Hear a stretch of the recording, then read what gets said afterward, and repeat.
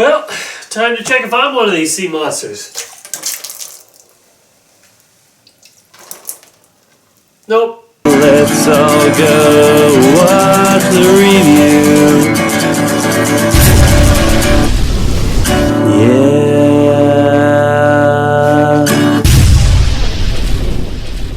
Hey everybody, how's it going? I am Laser Dude.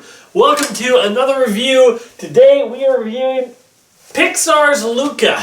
So Luca is a movie about this young sea monster named Luca, who is just a boy. He doesn't really know about the outside world is like. He just knows the underwater, but he's curious about what's up there and how everything works up there, but he's a little timid, doesn't really know what to do, is a little afraid to go out into the open water until one day he meets this friend who helps him get over his fear and takes him out of the water because he might be a sea monster under the water, but when he comes out, he turns into basically a human. And so now he's finding stuff out about the outside world and he's really loving and enjoying it, but his parents are afraid of the outside world and don't really trust it and kind of want him to stay under the water, and of course that drives them apart from each other, and he finds out more about the outside world, more about his friend, and makes even a human friend along the way. So let me just start by saying Luca is the first film since the pandemic started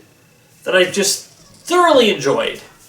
There's stuff that I have problem with here and there, but there's nothing that is, that, I really don't like that. There's nothing that's just like, that's off-putting. There's nothing that feels forced. All the characters, you feel like they're natural in their environment. The world that they live in feels natural and lived in, and I actually like, okay, that's interesting. I want to kind of see more about that. I find the different characters along the way actually really interesting as well. And I like the sea monsters themselves. The design of them is super cool, and I love how cool it is when they go from sea monsters to human. The design, them transforming back and forth is like seamless. It's flawless, and it's so cool. And the design of the creatures themselves, they look really cool. I mean, I think these creatures are what sea monkeys are if they ever survive their stage when they're like, yep, they're in there, and you gotta feed them, and eventually, if you feed them just the right amount, they'll eventually become big, and you'll be able to see them squirming around a little bit before they die. This is what happens when those don't die. When they grow up to be big and strong, this is what they turn into. Anyway, I like the design of them. But now, there are a little bit of cliche things about this story. I'm like, it's just super. It's a lot like Little Mermaid, it's sort of Luca saying, wish I could be part of your world. It doesn't go that far, but it basically goes almost all the way with it. I like the time period it's set in. It's in Italy, and it is, I think it's like 60s, 70s. It's hard to tell just because, I know they have black and white television, and maybe 50s then. 50s? Anyway, but it's not modern times, which is good because if it was modern times, I would be like, oh, come on, how do we not know these sea creatures are just living right off the coast? Nobody found them? Where's all the divers? Well, I hear diving, suits are very rare and very bulky and probably don't go that deep and are very easily outmaneuvered. You don't have scuba divers going around at this time in history. So it's set in the perfect time period. It's Italy, so that's really interesting and really unique. I find it really fun because I'm like, okay, this is a new culture and a new place that I haven't really seen before. Try to think of another animated movie that takes place in or around or about Italy, and I can't think of anything. Now, is the film necessarily a perfect film? I wouldn't say that. There are some cliche things. The parents who don't want the child to go out there because it's dangerous, or humans are dangerous, and blah, blah, blah. We've seen that before. Little Mermaid, case in point. But it's not about the structure. See, this is the thing about Pixar. Sometimes they use familiar structures to their film, you know, liar reveal, they use these sort of thing, a person who's not allowed to do the one thing that he really has passion for. They use these cliched structures, but they use it to build interesting characters, and that's where Pixar really shines, because they build characters that you care about. Sure, was it cliched to just be like, you can't go to the surface world? Sure, maybe, but I was with Luca. I was like, come on, let him go, let him explore. This kid is bright-eyed, and I like him as a character, and I like his friend Alberto. He's really fun too, and I like his backstory with him. That's really cool, and I love how the little misconceptions. Usually, I'm annoyed by that, where they think of things in the outside world are this way, but they're really not. We're like, haha, they don't know how the world works, but in our minds, it's just like the way that the passion that they have for knowledge and how their interest in the outside world, and that's really, really cool and interesting. They do a lot great with the animation. It's really unique, this animation, unlike a lot of films, because it's made in a way that kind of almost resembles claymation. Not quite. It's not like Monster House, which is made to look almost like it was done with claymation. It's not to that level of detail. It's just like, I just don't know. The animation kind of resembled it to me. The squishiness of it. That's how it really felt out to me. But it was also just really cool, and I liked all the characters. I also liked the girl. Oh, I forget her name. It's like Janita Janupa, or I don't know. I can't remember what it is. But she was so super fun. I don't know what it is, but when you get a little girl character who's just speaks a mile a minute and has like a really tough, big, buff father who's then she can just melt his heart because she's just the little girl and she's her daddy's girl and the dad's like, fine. And you know, he's... I'm a sucker for that sort of character. What can I say? And she was fun. I liked all of the characters. The villain, very cliched villain in this movie. He's just a guy who's a teenager, and he's like, oh, yeah, I'm doing the race. Whatever race they're going in. And he's so over the top, but it's his over the topness that make him enjoyable, you know? If it was just a jerk, that would be one thing. But his character is so over the top. Like this scene where he's like, ha, I leave you behind in a practice. And then he just like wiggles his butt in the air in such an over the top motion that you're just like, yes, this is great. This is amazing. What else do we got here? We got the parents played by Jim Gaffigan and Maya Rudolph.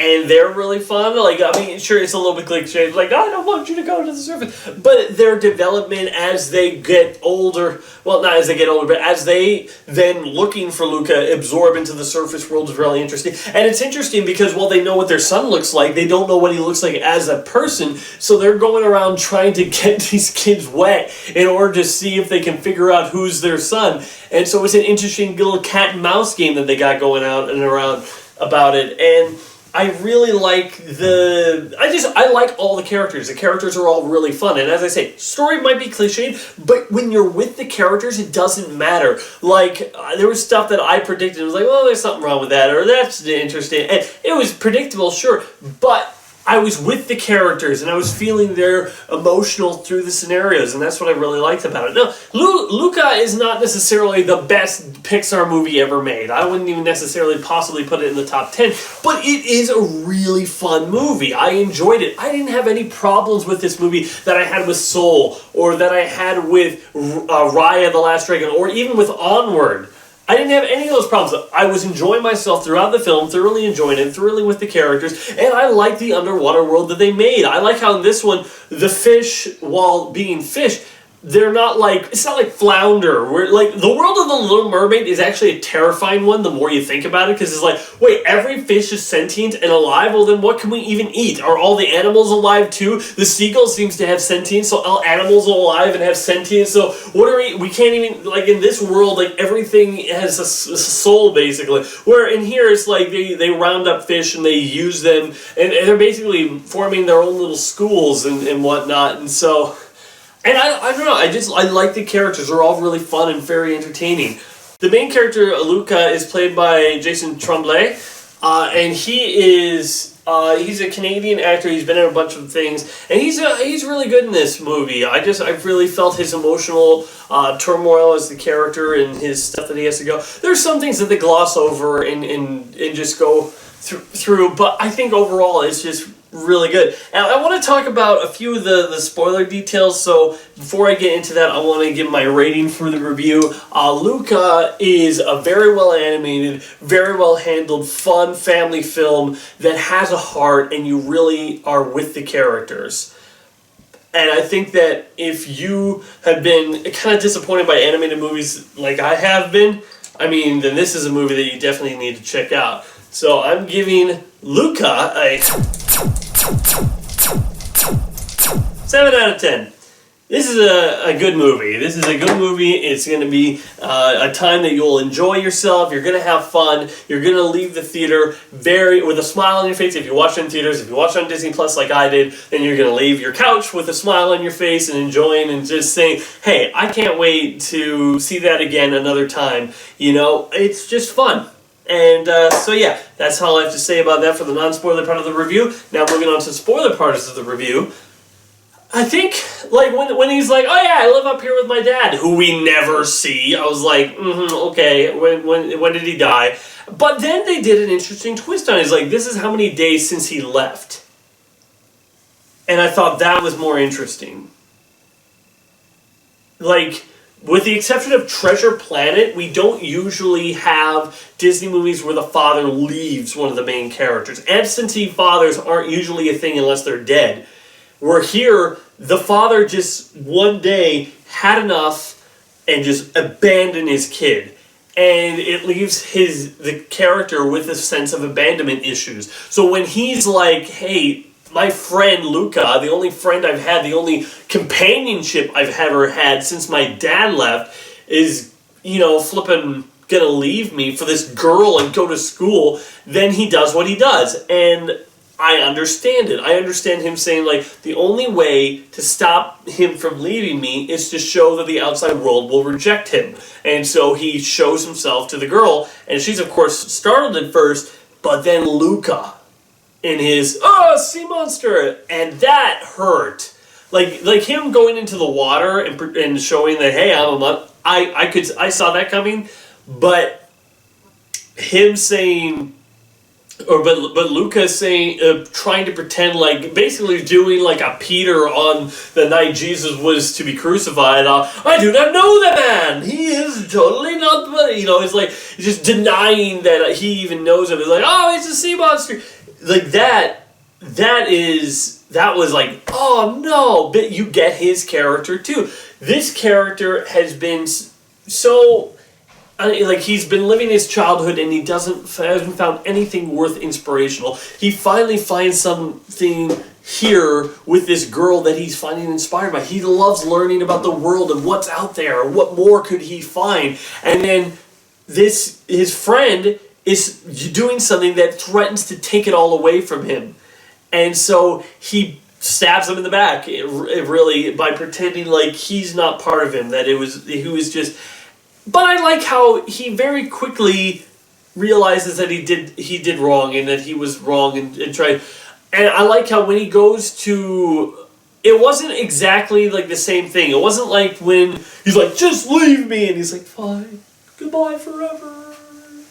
No, it wasn't like that. He was like, hey, I'm going to win that race. I'm going to get you that Vespa. We're going to flip and go around the world. And he's like, you can forgive me, choose to forgive me or not, but I'm still doing this for you because you're still my friend. And I like that better. You know, we've had too much of the mopey-dopey, like, I don't have any friends anymore, that sort of thing that's happened in these sorts of movies. But they didn't go that route. They kept it to the character trying to make up for his mistake. And I honestly, at the end, the triathlon thing was actually more funny than it was like a grueling race sort of thing. But it was for kids, so it was okay. I think that for the most part, this, like, the world and the characters are good. Are they mind-blowing or anything? No. I think that there's a lot of humor in this movie. I do like the parents. I think they're funny in the ways that they try to uncover where their son is. It was very funny. I like Luca. I like Arnaldo, I think. I gotta remember this.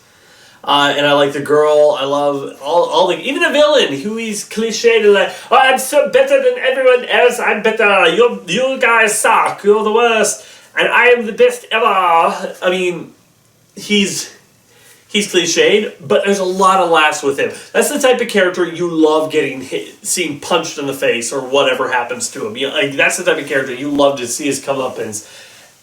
Little simple, sure. Still fun, absolutely. So yeah, I think this was a really good movie. A movie that there has not been a lot of good movies recently. At least not that I haven't really been wanting to buy a whole lot of movies on streaming services for $30. I'm like, theaters are starting to reopen now. I can wait to go to there, and yeah, I'm gonna be hopefully going to a little bit more movie theaters and seeing some more movies and giving you some more reviews. Because it's been a little bit slow on my part. Sorry about that. Life's been crazy. COVID sucks.